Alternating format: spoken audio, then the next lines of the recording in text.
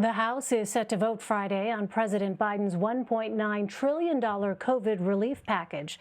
The narrow Democratic majority is expected to pass the bill without any changes before it heads to the Senate.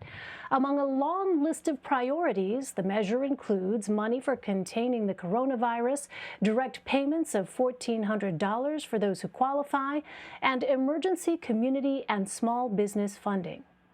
Democratic Congressman Andy Levin of Michigan joins me now. He represents Detroit's northern suburbs and is a deputy whip for the House Progressive Caucus. Representative, welcome. Thanks very much for joining us. Hi, Elaine. It's so great to be with you. So the big question with this bill is whether it will boost the current minimum wage to $15 an hour by 2025. Now, you say it's necessary. The Congressional Budget Office estimates the number of people in poverty would be reduced by 0.9 million. But as you know, it also estimates that 1.4 million jobs would be lost with such a raise. So how do you address that? Well, what the CBO report proves, if you read it all together, is this would be a huge boost for the economy as a whole. It would give a raise to 27 million low-wage workers. It would add $333 billion of wages for workers over the next 10 years.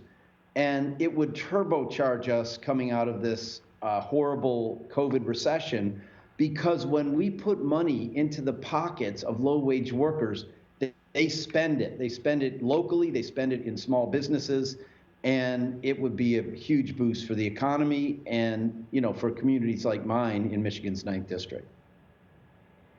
Well, you've also been supportive of widespread student debt cancellation for up to $50,000. Now, President Biden has resisted committing to anything beyond $10,000, saying that he doesn't want to write off debt, quote, for people who have gone to Harvard and Yale and Penn. What's your response to that? Well, we're working with the administration on this, and I think that if we wrote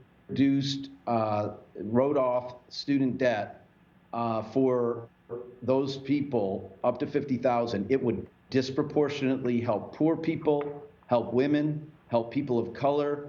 And again, people have to realize the $1.7 trillion of student debt we have is holding back the whole economy.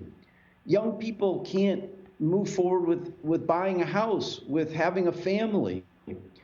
If we could free them from this yoke of debt, it would really not only help them personally, but help the whole economy, and it would disproportionately help poor people and people of color. So it's a great idea.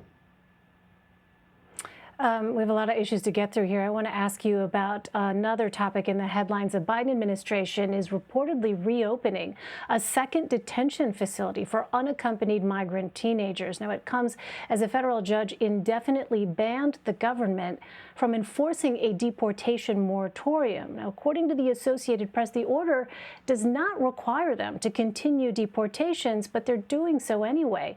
Do you think that the president is living up to his promises when it comes to immigration?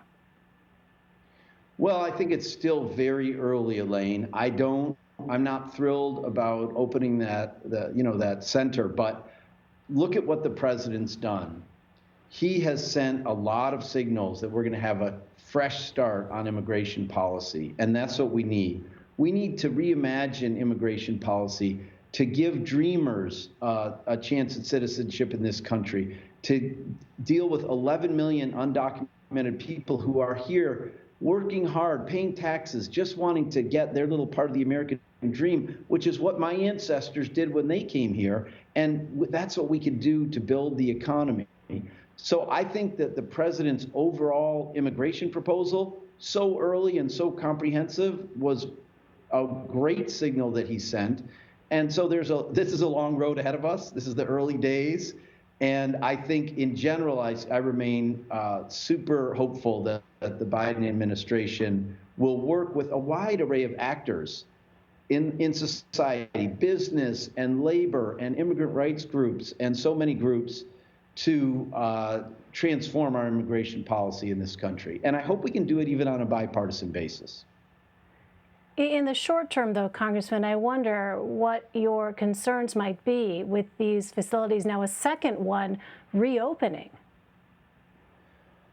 Well, I mean, what I'm especially worried about is continued deportations by ICE. You know, I happen to represent more Iraqi-born people than any other member of Congress.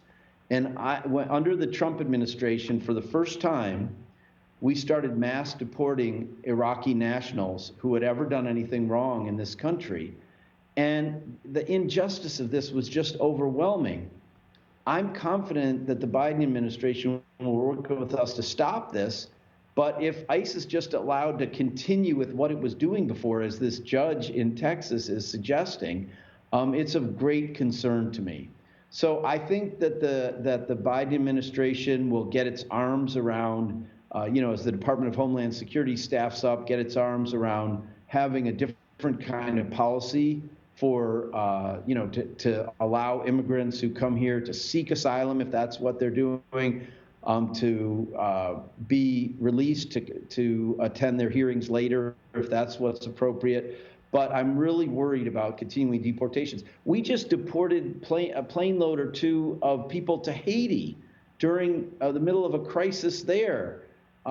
That's not the way the U.S. should be helping Haiti during the COVID pandemic, and while we have an undemocratic regime in Haiti ruling by decree and the human rights of everybody greatly in question there. So I'm very concerned about continuing deportations, for sure. Congressman, I also want to ask you about President Biden's executive order this afternoon to review critical U.S. supply chains as the auto industry is being crippled by a chip shortage. What impact are you seeing in Michigan? Yes, I'm so glad that President Biden is doing this. It's a big problem for us, Elaine. We need to start making things in this country again. The COVID pandemic showed us this. And now we talk about our fundamental manufacturing systems, like for cars. A car today has so many computer chips in it, and our auto companies can't get the chips. They're laying people off when we already have high unemployment.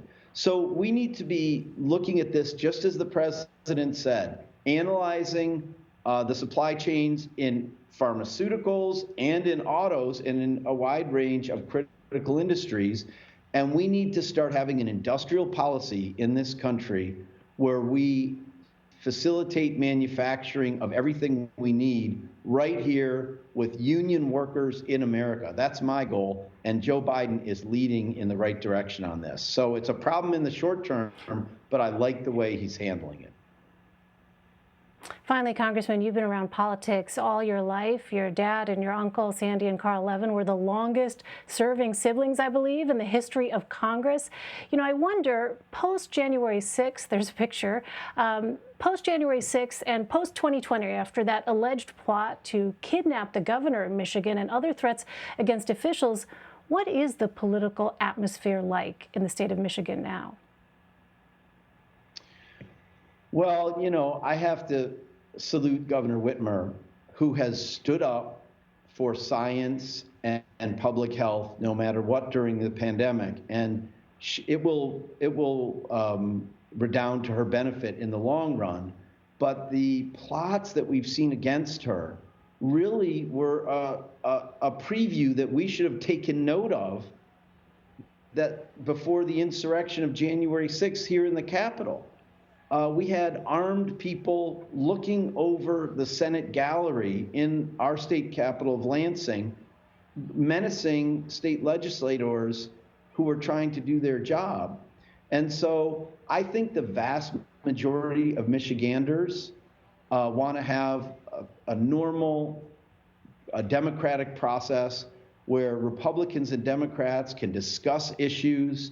And, you know, we don't have to agree on everything, but we can debate them and then vote and move on and do the people's business.